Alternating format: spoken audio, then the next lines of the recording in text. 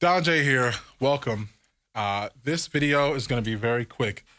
Someone asked me the best rudiments that gospel drummers use, and this is something that essentially all gospel drummers use, except the last one. The last one is very particular. These are rudiments that gospel drummers use, and this is something that has been embedded into us for a long time. Once you learn one, you got to do it all over the kit. That's just how we operate. We can't just learn a 6-stroke roll and say, that's it. No, we want to figure out where it sounds good. And 90% of the time, it sounds bad where we actually apply it. We spend hours trying to find out how to apply it when it sounds good. We either take it to church on Sunday morning, or we take it out of the gigs, we take it to shed drummers, and the shed drummer says, hey, man, how'd you do that? I say, this is how you do that. Then he goes, he does the same thing. And it's just a circle of life, I guess, if you will. So I'm going to go over the top 3 rudiments in my arsenal, I'll say. And we're going to show people who do this rudiment heavily to get you to where you need to be, okay? Here's the first one, okay? So typically you can practice this on the snare.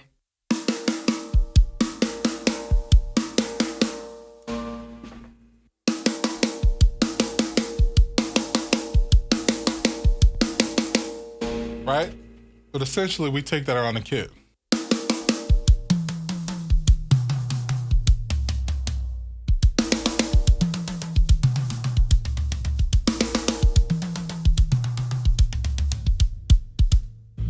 And so essentially, for finesse moves, cheat code for you guys who want to learn how to play chops in a very definitive way. Cheat code for you, finesse moves are always going to be closed hi-hat, open hi-hat with no kick, right? Or ride. So if I wanted to play a finesse move, by example, I was giving to a groove. So 1, 2, 3.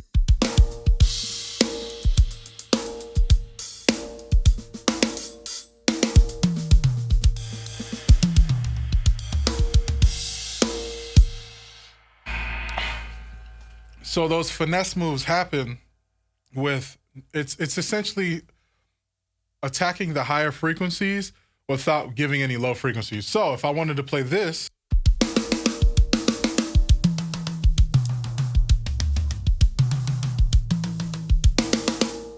but I wanted to finesse move it, I can do this.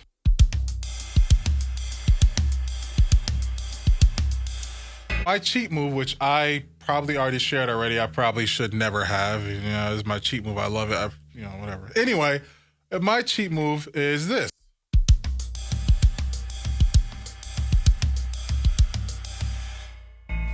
And essentially, that is also what we talked about in the last video, one of those patterns that actually captivates the crowd. And you can use that in a break situation too. So like,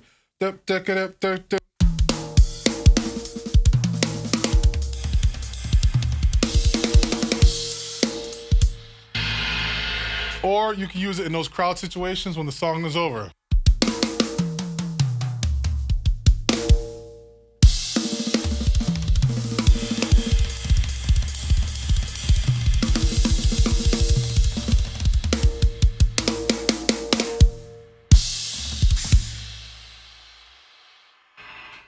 And so remember, what makes you an amazing drummer is not the rudiment that you know how to do, it's how you apply it. It's how you apply around the kit. My cousin Will Parker has applied this thing insanely great from what I've heard over the years and still does it. So 1, 2, 3, 4.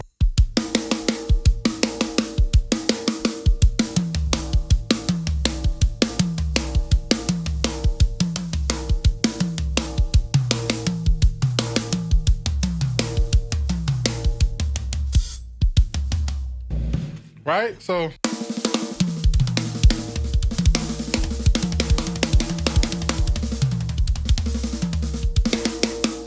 right? And then add in double.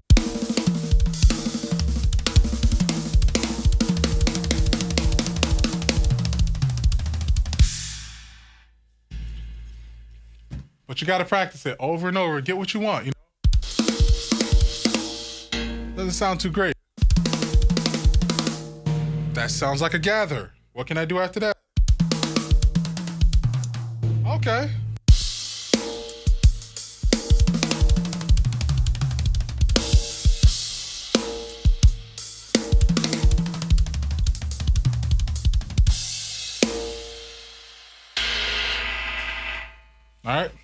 second one is the paradiddle diddle. I would be at dis-ease if I didn't tell you about the paradiddle diddle. And the paradiddle diddle is the most amazing rudiment that any person can do in their life. Oh my gosh, there's so many different combinations.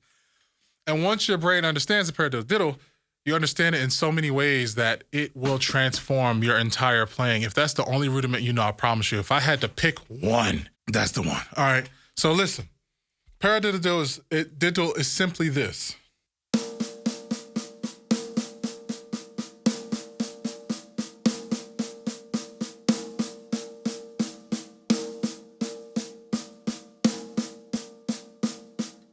But let me show you some advanced applications.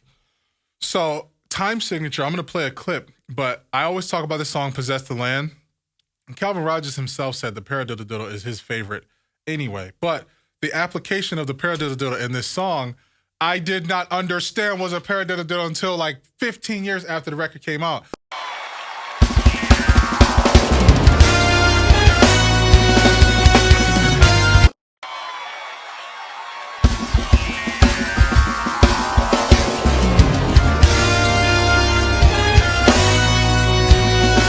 Because the song was 1, 2, 3, 4, 1, 2, 3, 4, but like kind of a swing. So what was that, swing B? Like 1, 2, 3, 4, 1.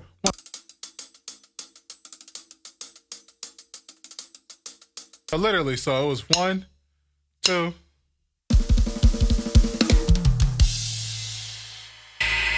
And I'm like, oh man, when I played it the first time, I was doing this. Instead of playing it as a paradiddle diddle.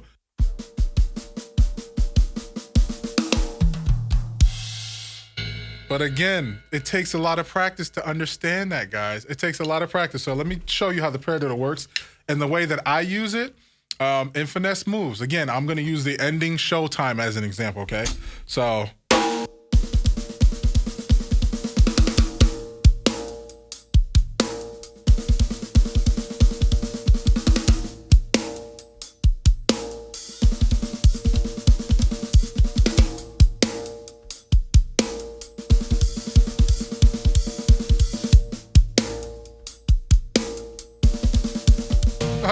never mind. That's a little too advanced.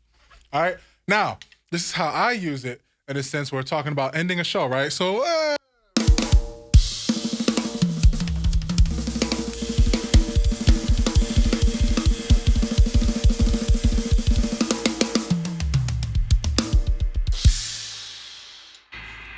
right, finesse move again. So we talked about it on the downbeat, so paradiddle diddle, paradiddle diddle. Now we're going to talk about it on the syncopation of that. So paradiddle diddle, paradiddle diddle, paradiddle diddle. So instead of paradiddle diddle, paradiddle is paradiddle diddle, paradiddle diddle, paradiddle diddle. Changing the accents, guys. I'm about to change your life, all right? So this is how we did it before. And this is how I like to use it. Right? So how does that look in my finesse move? So 1, 2, 3, 4.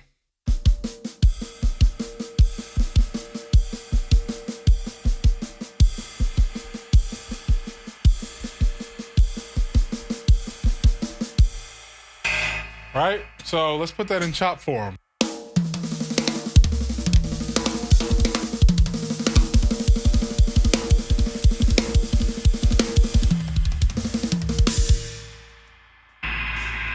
Sorry, messed that last kick up. Don't matter. But yeah, that's how you want to use it.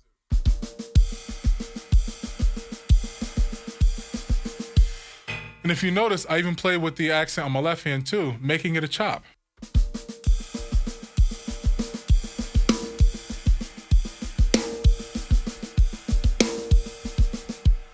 And cheat code for you too, guys. Cheat code is all chops that sound good relatively sound amazing if you slow them down and make it into a beat, right? Prime example, what's that Robert Glasser song?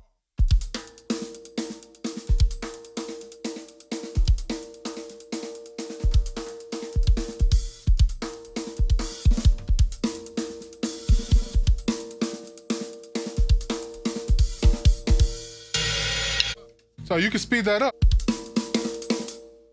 And so the same thing with the paradiddle. If you do the paradiddle, what I just did in a slow beat, you can make that a beat, right?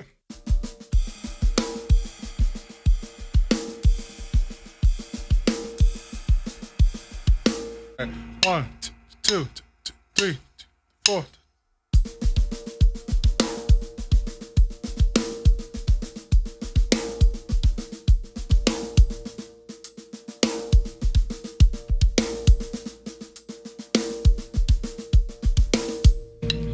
So remember, rule of thumb, if you want to play something that's going to sound fantastic, see what it sounds like slow first. It might sound good in the beat, okay? And the last one, this is something that you don't quite hear often, and somebody correct me because I know I'm going to butcher this, but I believe this is a 10-stroke roll, just accented a little differently, okay? Let me play it out for you so you can hear it.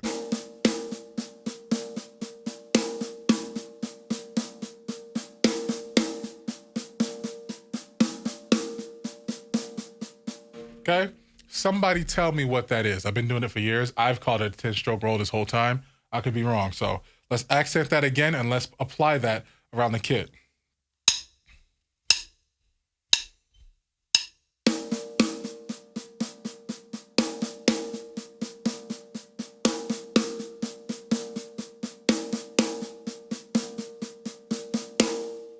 Notice I started earlier.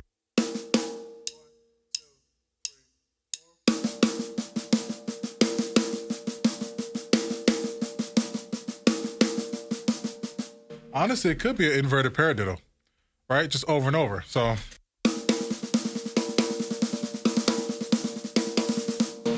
let's try that around the kit. 1, 2, 3, 4.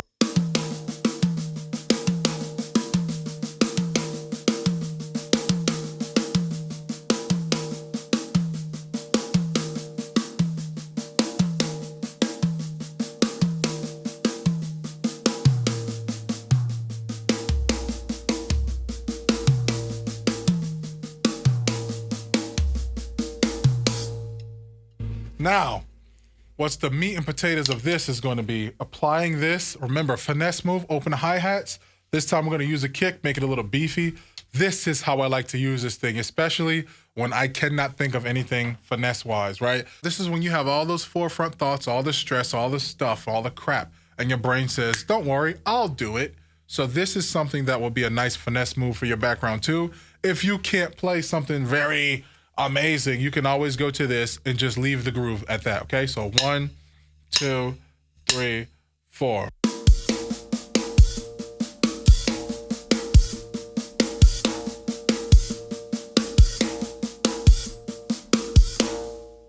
Now, I promise you, you're like, that sounds hard. Like, why would I ever play that? Trust me, if you can do this over and over,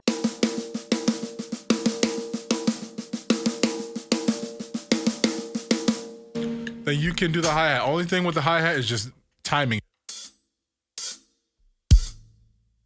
So if you need to do training with that also, just do that over and over at maybe 75 BPM.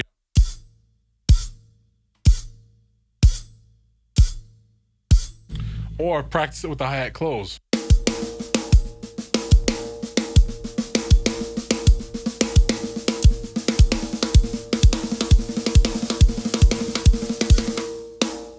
Now hi-hat open. Now, again, I know you're saying, bro, that sounds so hard. One thing about paradiddles, once you got them, you got them, okay? Do that over and over. And I promise you, if you get caught in the wind of any gig and you need to turn to anything else, it's those paradiddles that are going to save your life. So if I need to play like a break, 1, 2, 3.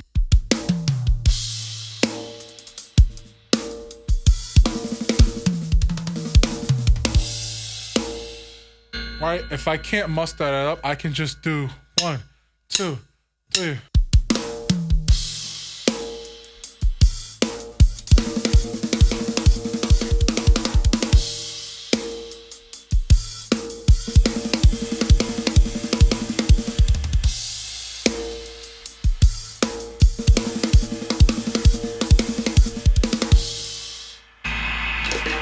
All right. Don J here. I'm here to help you. I will help you get to the next level. and I want you to practice, practice, practice, go practice, go practice, practice, okay? Go to that website, donjdhnjay.com if you want more, and I will see you at the next one.